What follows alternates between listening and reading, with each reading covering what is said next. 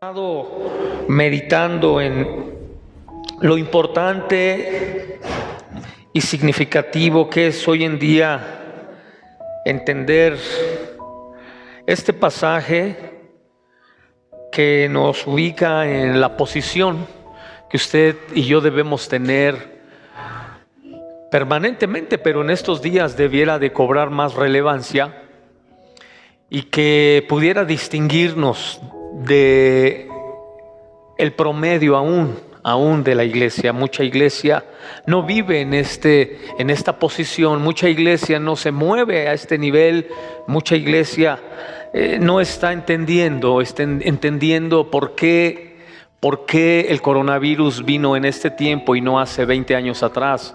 No ha entendido por qué el coronavirus vino en este tiempo y no 20 años después. La iglesia no está entendiendo eso. Y lo que está reinando en el mundo no es Cristo. En el mundo de la iglesia, en el mundo ya sabemos que reina Satanás, pero en la iglesia no está reinando Cristo, en la iglesia está reinando el coronavirus.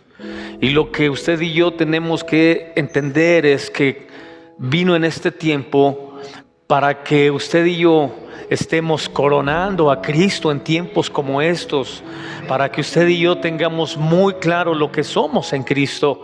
Y le repito, parte de la iglesia no está entendiendo por qué Dios permitió esto en este tiempo. Así que acompáñeme al pasaje que hemos estado introduciéndonos para entender esta poderosa verdad. Sígame con su vista, yo le doy lectura en voz alta. Y dice la escritura de la siguiente manera: el Espíritu de Jehová, el Señor, está sobre mí, porque me ungió Jehová. Me ha enviado a predicar buenas nuevas a los abatidos, a vendar a los quebrantados de corazón, a publicar libertad a los cautivos y a los presos apertura de la cárcel. Vamos a orar. Padre, te damos gracias por la palabra que nos has estado hablando. Nos has estado hablando, Señor, durante este día. Gracias, Señor, porque Tú quieres, Señor, alumbrarnos con la verdad de tu palabra, para que resplandezcamos, Señor, en medio de estos tiempos tan oscuros, tan inciertos, Señor, tan confusos, que tu palabra siga alumbrando con nuestras vidas, Señor. Ayúdanos en el nombre de Cristo. Te damos gracias y te pedimos, Padre, que te estés glorificando de manera poderosa en el nombre de Jesús. Amén, amén. Hemos estado aprendiendo lo que este pasaje dice, que solamente hay dos tipos de personas que van a ser caracterizados en estos tiempos. Y dice la escritura que o somos libertadores o somos cautivos. Porque dice la escritura que el libertador tiene una facultad. El libertador ha sido ungido. Y dice Isaías que la unción que Dios ha puesto sobre nosotros nos hace brillar. La unción te hace brillar donde quiera que tú vas, donde quiera que tú estás. Te hace brillar con el propósito de que usted pueda tocar o bendecir a los cautivos. La gente allá afuera está cautiva. Y dijimos que la cautividad tiene consecuencias terribles. Y diga conmigo: Dios odia la cautividad. Yo también odio la cautividad. Dígalo: yo también odio la cautividad. Porque lo que Dios odia lo debo odiar yo. Lo que Dios quiere lo debo querer yo. Lo que Dios no quiere yo no lo quiero. Lo que Dios quiere yo sí. Y dice la escritura que Jesús amó la justicia y odió y aborreció la maldad. Y si hay algo que Dios odia y aborrece es la cautividad, que es un tema central en la escritura, el tema de la libertad. Pero no estoy hablando de eso, estoy hablando cómo puedes diferenciar entre un cautivo y un libertador. Los libertadores siempre son diferentes en el promedio de la gente, aún dentro de la iglesia. Es diferente el libertador. El libertador siempre tiene una asignación, una asignación que nunca la cambia por nada. Puede cambiar de lugar, puede cambiar de circunstancias, puede cambiar de grupos de personas, etcétera, pero su asignación no la cambia nunca. La asignación del apóstol Pablo era una asignación al pueblo gentil. Y él nunca se volvió con los judíos. Él intentó predicarle a los judíos, pero los judíos no le hicieron caso, no lo atendieron, no recibieron la palabra. Y él sabía que su ministerio era con el pueblo gentil, y siempre aceptó esa asignación hacia los gentiles. Pedro, su asignación siempre fue a los judíos, y se quedó pastoreando la iglesia de Jerusalén, al pueblo de Israel. Las asignaciones son el indicador de que somos diferentes. Diga conmigo: yo soy diferente. Los libertadores son diferentes, y a veces tenemos problemas porque somos distintos, porque la gente espera que nos conduzcamos y nos comportemos de una forma promedio. Si usted supiera cuántas cosas la gente dice de los que somos diferentes, cantidad de cosas. Pero eso es la gente que es el promedio del cautivo. El cautivo le cuesta entender las diferencias, y posiblemente hasta le espantan las diferencias. No las entiende. Cree que las personas deben ser de cierta manera para que puedan entrar dentro de su cuadro en el que él cree que se puede mover. Pero los libertadores son diferentes. Entonces dijimos que estos libertadores, en sus diferencias, ellos alcanzan a entender el por qué tienen que destruir o odiar la cautividad. Y dijimos, número uno, porque entienden que la cautividad destruye el sentido de la vida de las personas, destruye el sentido de valor, destruye el sentido de propósito, porque crea un espíritu de desesperanza y busca destruirlo, porque crea un espíritu de dependencia. En eso me quedé. Porque crea un espíritu de dependencia. Toda la gente que es cautiva siempre es codependiente. Le cuesta mucho ser independiente, le cuesta mucho pensar por él mismo, le cuesta mucho ser él mismo, es codependiente. Y siempre la cautividad te va a poner en esa condición tan vulnerable, tan frágil. ¿Por qué es ser vulnerable un cautivo codependiente? Porque sufres mucho. La codependencia te hace sufrir mucho. Hay gente que es literal, iglesia, hay gente que no es libre ni para pensar por él mismo. Siempre tiene que pensar en función de los demás, en función de su entorno, en función de el qué dirán, en función de muchas cosas, y no es libre de pensar por él mismo. Eso es el gran problema por el cual dice la Escritura que Dios nos ha ungido como libertadores, para que nosotros podamos liberar a la gente que está cautiva y no puede pensar por ella misma. Así que esta terrible condición en la que se encuentra la sociedad y el mundo, pues ahora entiendes por qué la gente no puede vivir su vida, no puede vivir la vida que Dios diseñó que tuviera. ¿Por qué? Porque no es libre, está cautivo. Y la cautividad, iglesia, cuando se convierte en un espíritu de dependencia, como en un espíritu que te roba el sentido de la vida, que te roba el propósito, entonces no le encuentras propósito y sentido a nada. Y la condición en la que estás, aunque estés dentro de la iglesia, es como una persona que está allá afuera. Así vive toda la gente afuera. Y se puede vivir dentro de la iglesia así, por supuesto. ¿A dónde fue Jesús a decir esto? Esto Jesús lo dijo cuando estuvo en una sinagoga, no cuando estaba en el mar de Galilea. Lo dijo dentro de una congregación. Les dijo: el Espíritu del Señor está sobre mí, por cuanto me ha ungido para dar libertad a los cautivos. Yo le he dicho a usted, y se lo digo a los estudiantes también, si Jesús viniera hoy en día, no iría a la ONU a reclamarles por qué tienen al mundo así. No iría a Washington DC, a la Casa Blanca, vendría a la iglesia, porque siempre la condición de la iglesia es el reflejo de la condición de un gobierno y del mundo. Porque la iglesia, cuando tú la ves en la escritura cumpliendo los propósitos y los planes de Dios, genera transformación donde quiera que está.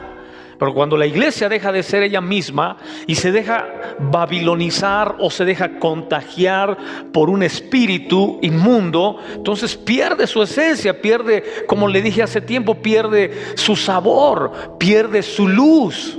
Y entonces estamos, hermanos, en condiciones similares como la gente está allá afuera.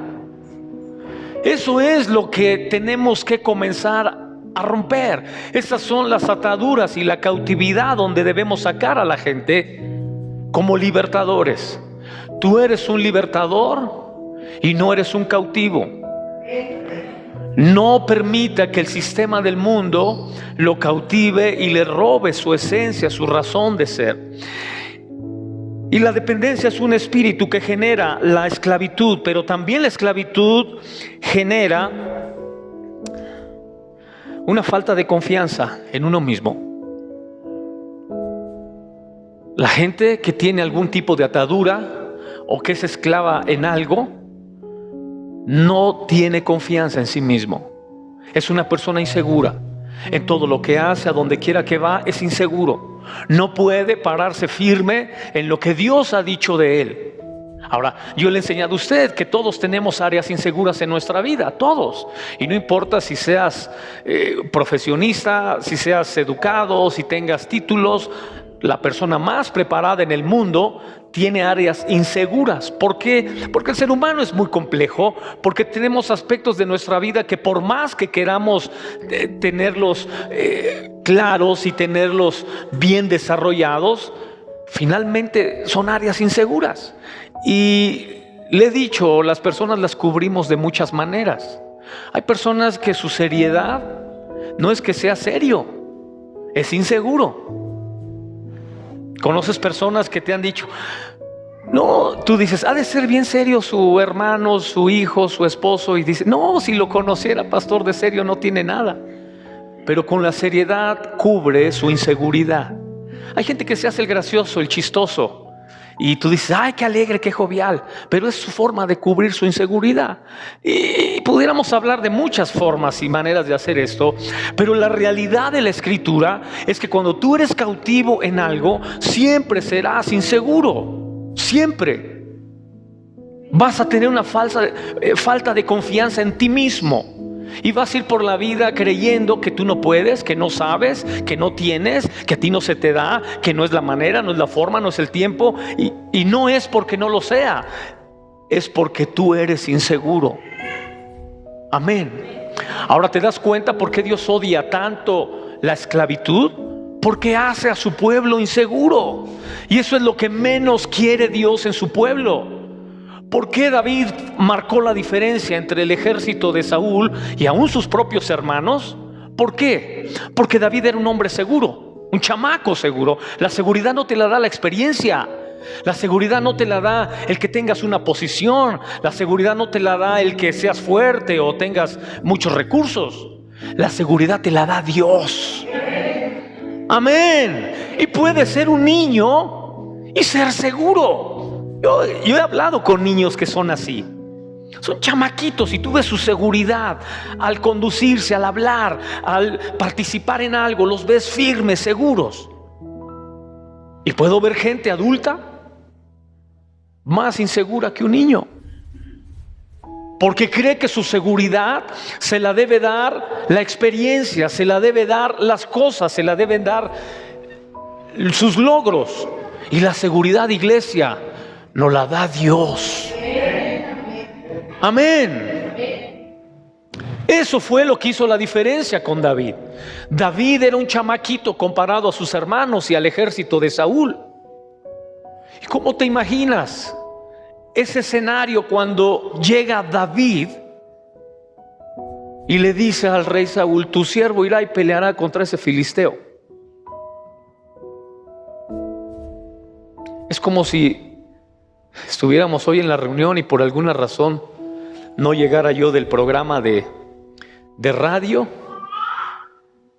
y que ya estuviera toda la iglesia como está ahorita.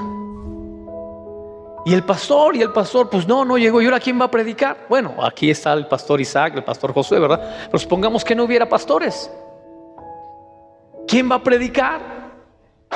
Y que el niño dijera: yo predico. Así, yo predico, yo lo hago.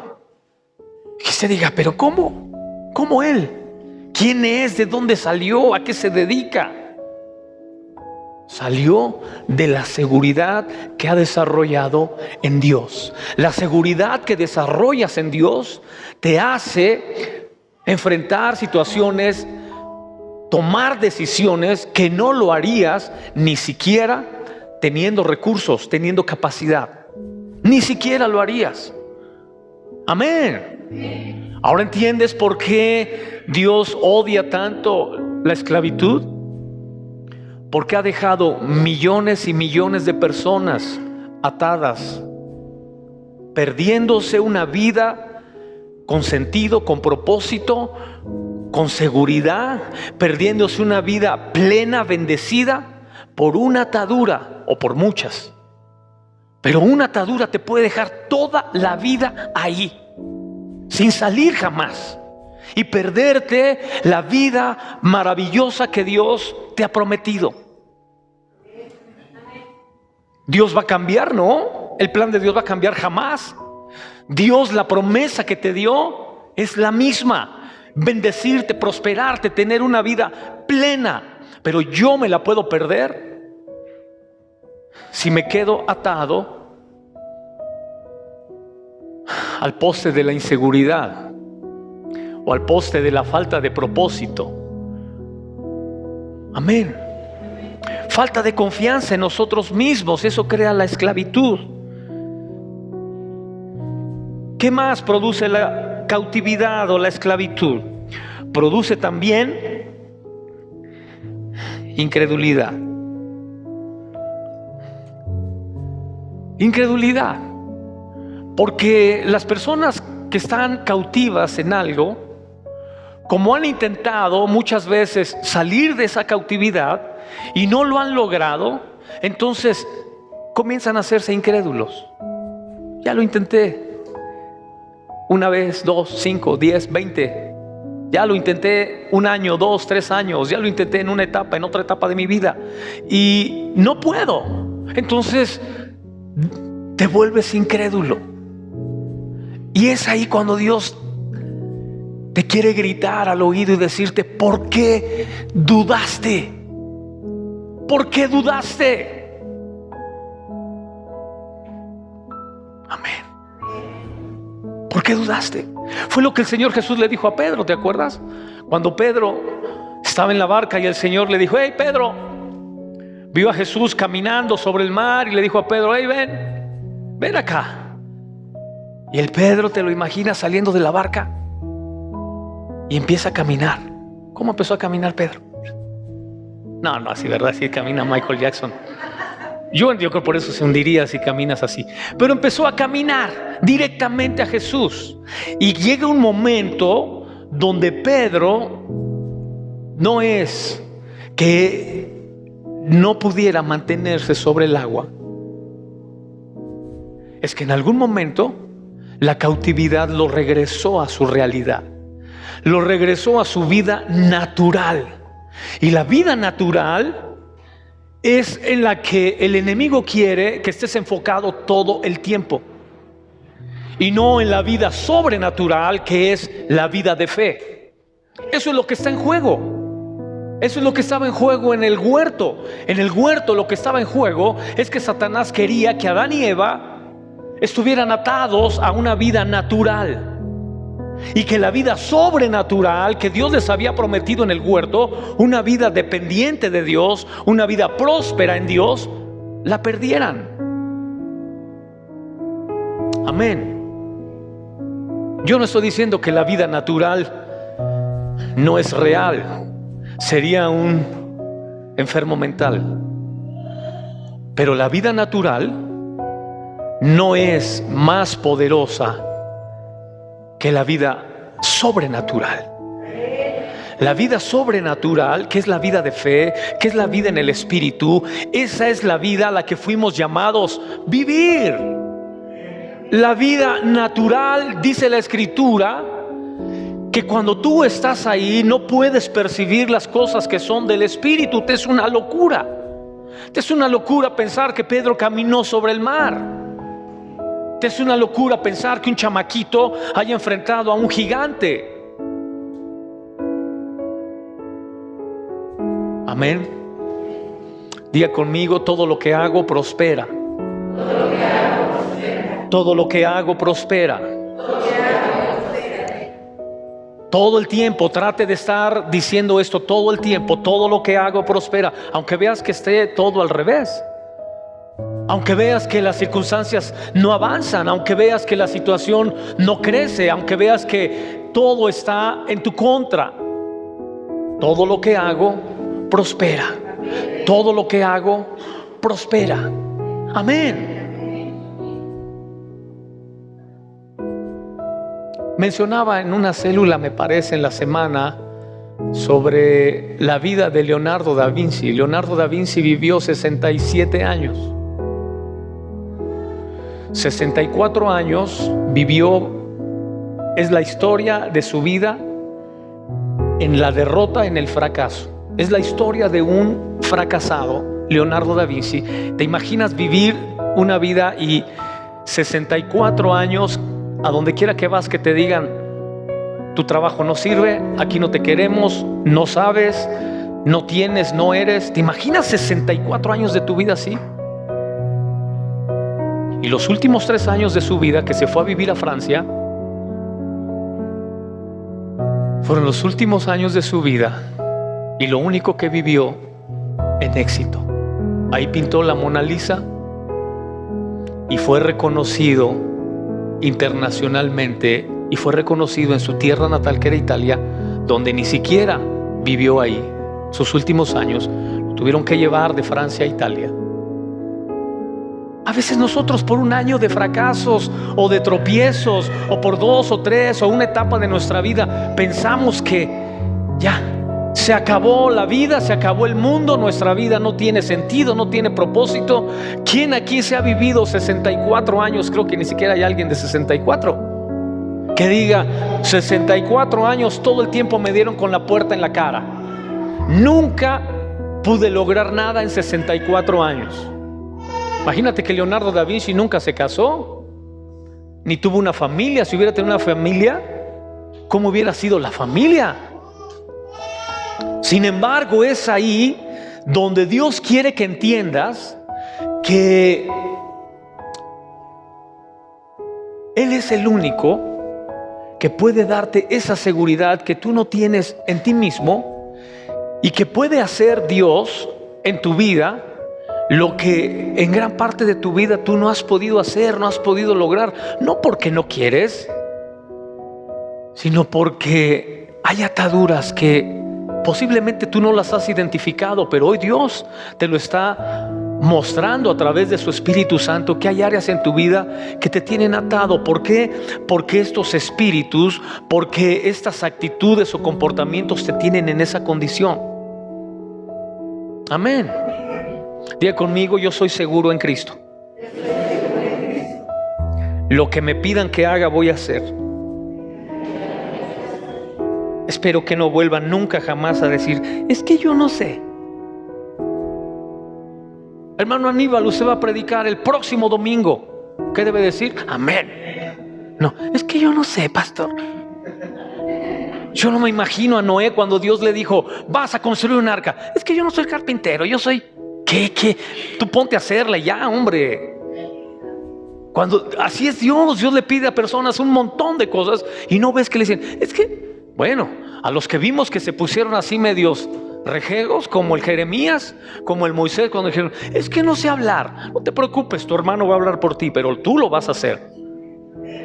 Es que soy tartamudo, no se preocupe, yo tengo maneras y formas de hacer que esto funcione, pero lo vas a hacer. Amén. Eso es lo que Dios espera de nosotros, y esa es la actitud de un libertador. Un libertador va en este mundo cautivo y esclavo, va tocando gente que vive esa vida. Yo son de las cosas que más he disfrutado en el ministerio. Ver a personas que nunca creyeron en ellos mismos, que nunca creyeron que podían tener un ministerio, desarrollar, y después verlos tener sus propias iglesias, sus propias empresas, sus propios negocios, verlos prosperar. Son de las mayores satisfacciones que tenemos como pastores. Amén, iglesia. Pero también es muy doloroso ver a personas que no avanzan y no avanzan y no avanzan, y están en la misma condición todo el tiempo. Y pasan 10 años, 20 años y siguen en esa misma condición. ¿Qué es? Es la cautividad. Hay un área cautiva, no te deja avanzar la que sea, y se refleja de esta manera. No tienes seguridad en ti mismo. Y mientras no tengas seguridad en ti mismo, mientras no te creas tu propia vida, mientras no te creas tu propio proyecto, mientras no te creas tu propia visión, nadie va a acercarse a ti y va a decir: creo en la visión que tienes, creo en el proyecto que Dios te dio, creo en la capacidad que tienes. Nadie lo hará. Tienes que creértelo tú. Amén. Todo el tiempo hablamos con personas que se ganan la vida de alguna u otra manera, y yo trato de decirles siempre: tú no tienes que ganarte la vida ya está ganada por Dios. La vida ya la ganó Cristo para ti. Lo que tienes tú que hacer es creértela. Dios ya se ganó la vida por mí. Dios ya lo logró por mí. Ahora yo me lo tengo que creer y tengo que vivirlo así. Amén. Déjeme avanzar más rápido.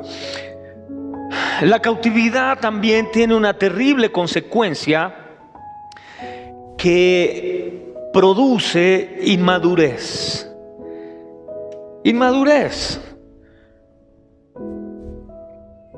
Cualquier clase de cautividad que haya en tu vida, cualquiera, desde la más pequeña, la más simple, insignificante y absurda que parezca, produce gente inmadura.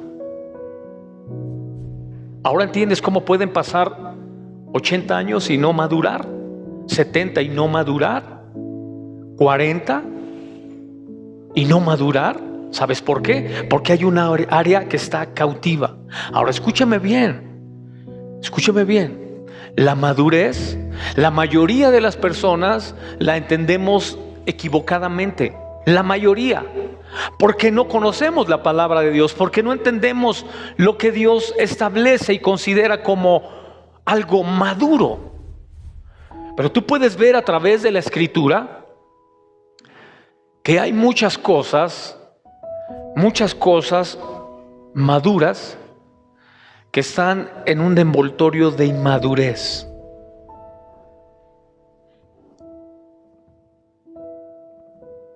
Ejemplo: una mujer de 12 años está madura para tener hijos.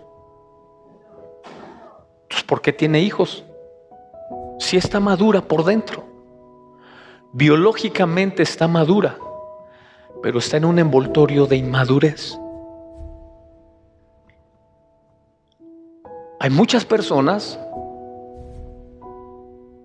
que su envoltorio es inmadurez, aunque por dentro sean maduros, y viceversa.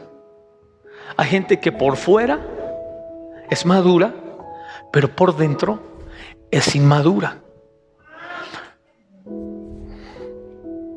Lo que tú ves en la Escritura sobre madurez, y lo enseña muy bien el apóstol Pablo, es balance, estabilidad.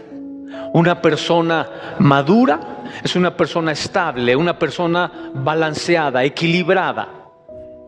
Diga conmigo: yo soy equilibrado por fe. Sí, porque ya te está viendo la esposa y lo que menos ves es alguien equilibrado, ¿no? Te está viendo el esposo y dice, ¿qué onda? Pues dilo eso cuando estés con el grito en el cielo, ¿verdad? Pero por fe lo es. Sin embargo, esto debe ser una realidad de nosotros. Porque mientras que la inmadurez siga en nuestra vida, siga manifestándose tanto interna como externamente, siempre será un indicador de que hay un área en nuestra vida cautiva. Escúchame, y Dios te va a confiar cosas en la medida que tú vas siendo maduro.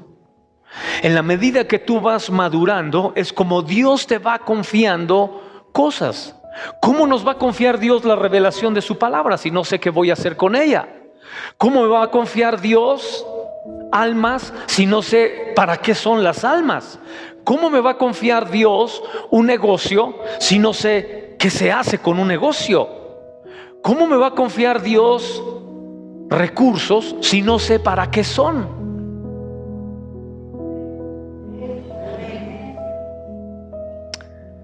Gloria a Dios. Del tiempo que yo soy pastor, le puedo decir que me han regalado muchos terrenos, o varios terrenos, para no exagerar, para iglesias. Y yo no tengo uno solo, ninguno. Yo tengo lo que es la casa que Dios nos dio a mi familia y a mí. Y ese es un milagro que el Señor hizo en nosotros. Pero un terreno de los que a mí me han dado, yo no tengo uno solo. ¿Sabes por qué? Porque para lo que son es para la iglesia. Dios te confía recursos cuando tú sabes para qué son. Cuando no sabes para qué son, ¿cómo para qué te lo confía? Y usted puede ir a esos lugares y ahí están las iglesias y ahí está la obra de Dios, o el lugar reservado para la obra de Dios. Así es la manera como Dios te va confiando cosas.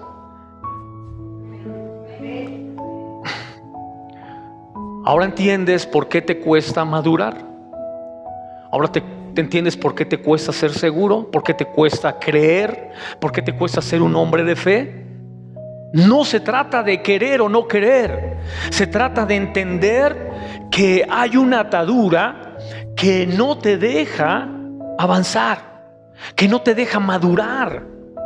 Y no importa cuántos años vivas y no importa cuánto tengas en la relación, si esa parte no la maduras y no la trabajas para destruir esa cautividad que no te deja madurar, no va a madurar la relación. Amén, iglesia. Un punto más. También la cautividad produce indisciplina. La gente que tiene algún tipo de atadura le cuesta mucho ser disciplinado.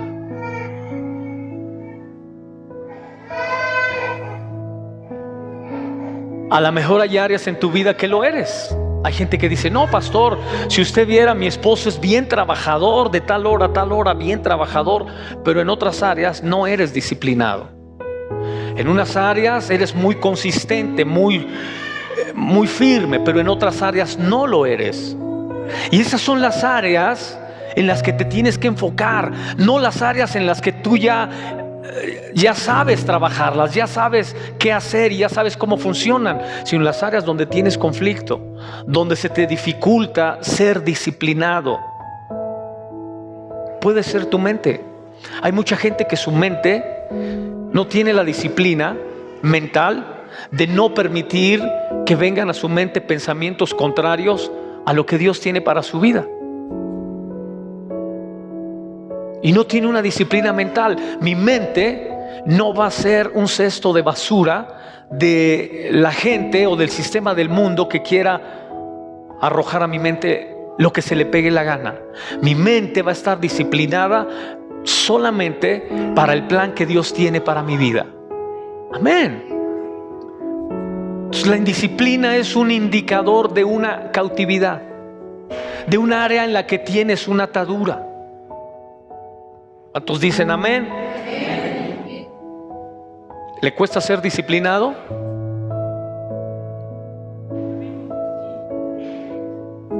Hay una cautividad y hay una atadura que el Espíritu Santo te va a identificar, te va a revelar, te va a mostrar, y en cuanto te la muestre, comienza a trabajar.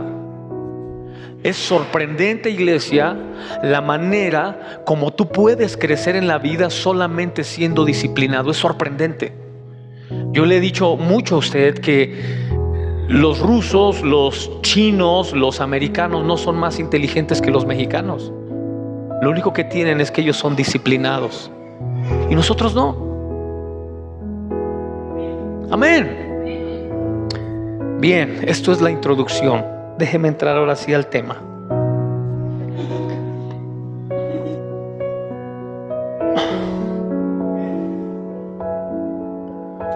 ¿Por qué Dios quiere que seas un libertador? Dijimos porque, acuérdate, los cautivos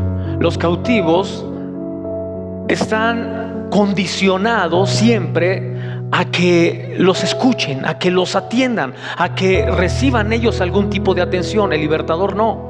El libertador se encarga de destruir la cautividad. El libertador no necesita comprensión. El libertador no necesita papachos. El libertador no necesita que lo animen, que lo estimulen, que le vengan a decir tú puedes. No, el libertador sabe lo que tiene que hacer.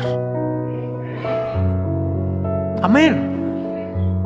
Mire, cuando me refiero a lo que tiene que hacer, no me refiero al hecho de que sabes cómo funcionan todas las cosas en la vida, no. Solo que tu condición es libertar. Hay muchas veces que tú hablas, que tú oras, que tú haces cosas y estás produciendo libertad en la gente que te está viendo, en la gente que te está escuchando, y no pretendes liberarlo y no pretendes transformarlo. Solamente tu forma de vivir está liberando gente. Sí, porque no se trata de, pastor, ¿y cómo libero a este? ¿Y cómo libero a aquel? No, se trata de que entiendas que eres un libertador y que tu manera de hacer las cosas va a generar libertad en las personas. Amén. Bien, número 1, para que no sea de los cautivos que todo el tiempo discutan su dolor y su problema y destruya esos dolores y esos problemas. Número 1, los libertadores casi siempre no se adaptan socialmente. Escuche lo que le estoy diciendo. Los libertadores normalmente no se adaptan socialmente. ¿Por qué? Mire a Juan el Bautista, mire a Elías, mire a Moisés, mire a Eliseo. Eran inadaptados sociales. ¿Cómo veían a Juan el Bautista? ¿Te puedes imaginar un tipo vestido con piel de camello, con la melena hasta por acá, por la cintura, las uñas de este tamaño?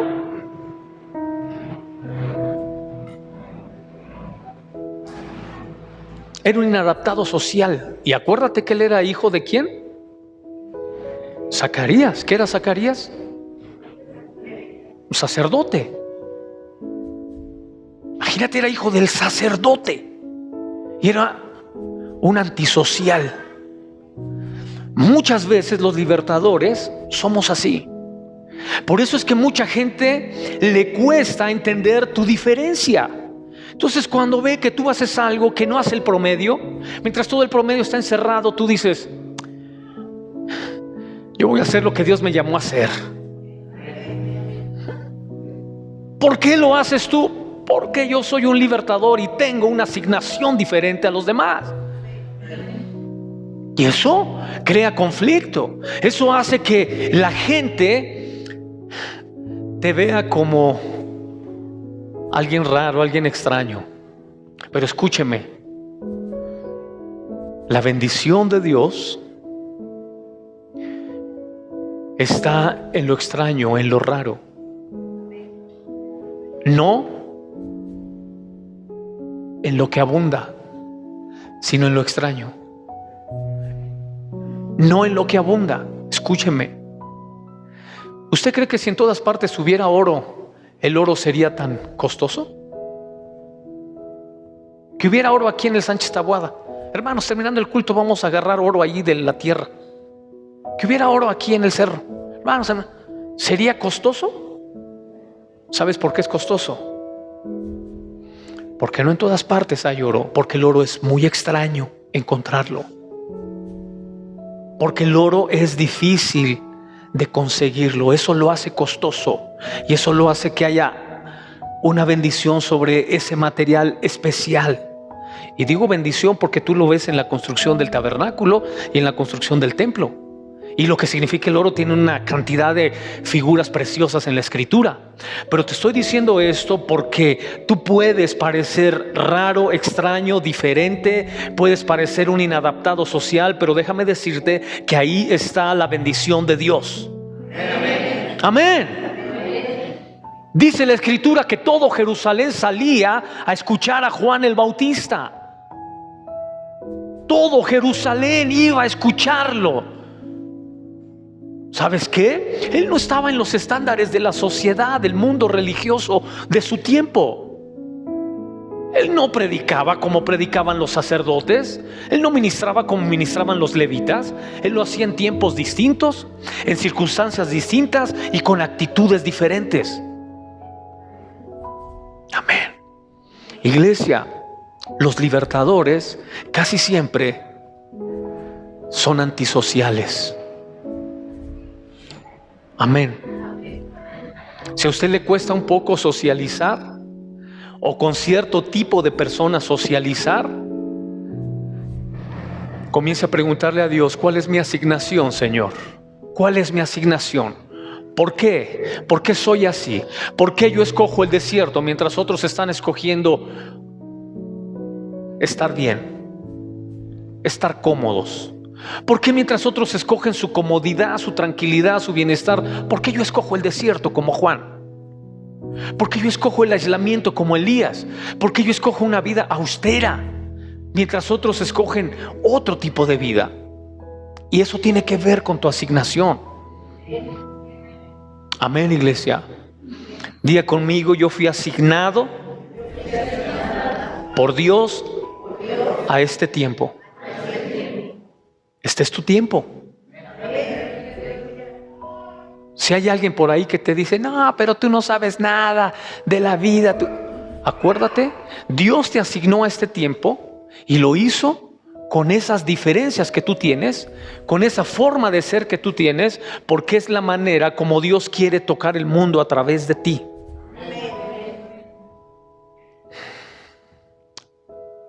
Un punto más de los 10. Los libertadores muchas veces se rebelan a su asignación. No se sienta mal, porque a veces no te gusta cómo eres, porque a veces no te gusta el lugar en el que estás, porque a veces no te gustan las circunstancias en las que estás. No te sientas mal, pero reconoce tu asignación. Yo le di una serie de 2-3 semanas, ya no recuerdo, sobre la vida de Jonás. Jonás era un libertador que se rebeló a su asignación. Dios le dijo: te quiero en Nínive, quiero que vayas a Nínive, quiero que le prediques a esa gente, ese tipo de personas, en ese lugar, en ese tiempo, en esa circunstancia. Y él se rebeló a su asignación como profeta, se rebeló a la gente y al lugar, y se rebeló a Dios. Por supuesto que Dios trató con él, pero cumplió su misión. Y con eso termino, iglesia. Nunca Dios te va a llevar a un lugar que tú no necesitas. Nunca. Siempre Dios te va a llevar al lugar que tú necesitas. ¿No te gusta? Lo necesitas. Escuche lo que le estoy diciendo. Jonás, Dios le dijo: quiero que estés en Nínive, pero no me gusta Nínive. Nunca Dios te va a llevar a un lugar que no lo necesitas. Siempre en los lugares que has estado es porque Dios sabe que lo necesitas. Para Jesús le era necesario pasar por Samaria. Era necesario pasar por un lugar que tampoco le gustaba, que tampoco era agradable. pero lo necesitaba. ¿Por qué? Porque había almas ahí que tenía que salvar. Muchos de nosotros no entendemos que los libertadores somos llevados por Dios a lugares y con personas y en tiempos que no nos gustan. ¿Y cuál es la reacción? Rebelarnos, ¿no? ¿Qué estaba pensando Dios cuando me trajo al Distrito Federal? ¿Qué estaba pensando Dios cuando me llevó a X lugar? ¿Qué estaba pensando? Algo que tú necesitas. Ni siquiera te has dado el tiempo de saber por qué estuve ahí. ¿Cuál fue la razón de ir a ese lugar? ¿Cuál fue el propósito? Pregúntaselo a Dios y te va a mostrar algo muy significativo. Posiblemente ahí se encuentre gran parte de tu esencia en la vida, en un lugar. En un lugar. Amén. Que lo tuviste en poco, que era feo, que no te gustó, que le reclamaste a Dios, que te quisiste rebelar o te rebelaste como Jonás, pero que era un lugar que necesitábamos y que Dios nos llevó ahí. Póngase de pie, vamos a orar.